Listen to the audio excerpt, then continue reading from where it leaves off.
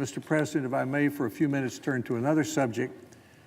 Congress has turned its attention to tax reform, and our principal challenge is to find tax breaks and loopholes to eliminate so that we can lower rates for taxpayers.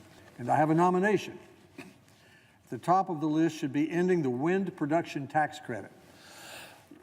Congress has already recognized the need to end the wind production tax credit by passing legislation to phase out the credit by 2020.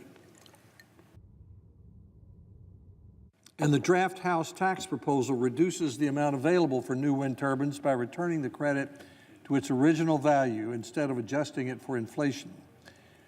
But we should do better. Instead of phasing it out, we should end the wind production tax credit this year.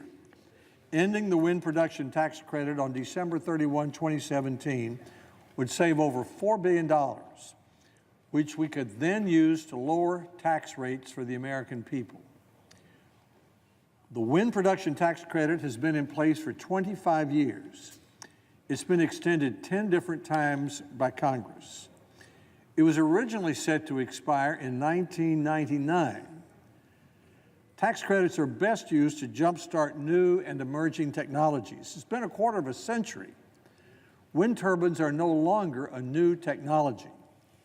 President Obama's Energy Secretary, Stephen Chu, testified that he believes that wind is a mature technology. It's time to end this wasteful and expensive subsidy for a clearly mature technology. To date, the wind production tax credit has already cost the taxpayers billions. For 8 years, from 2008 to 2015, the wind production tax credit cost taxpayers $9.6 billion. That's more than $1 billion per year. According to the Congressional Research Service, the wind production tax credit is expected to cost taxpayers over $23 billion between 2016 and 2020. And the cost to taxpayers will continue until 2030. That's because when you extend the wind production tax credit for 1 year, it's really for 10 years. To benefit from the tax credit, wind developers must just begin construction of a wind project before December 31st, 2019. Then those developers can reap the tax benefits for a decade. Despite the billions Congress has provided in subsidies, wind energy still only produces 6% of our country's electricity and 17% of our country's carbon-free electricity.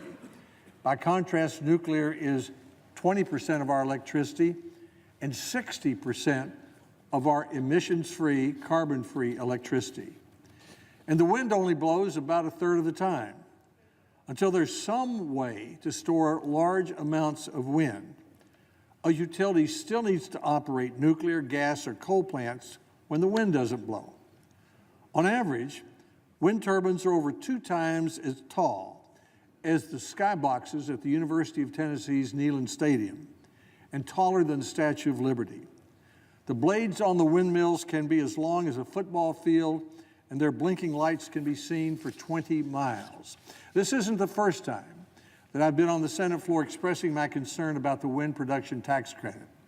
But I believe that the conversation about energy subsidies and tax credits and taxes is bigger than the wind production tax credit.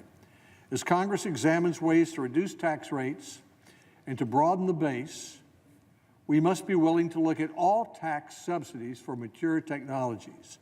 That includes oil and gas subsidies. I'm here today to challenge my colleagues to be willing to consider all energy subsidies for mature technologies, wind, solar, oil, gas, as candidates for elimination in a tax reform bill. Those dollars could be better spent to lower rates for taxpayers.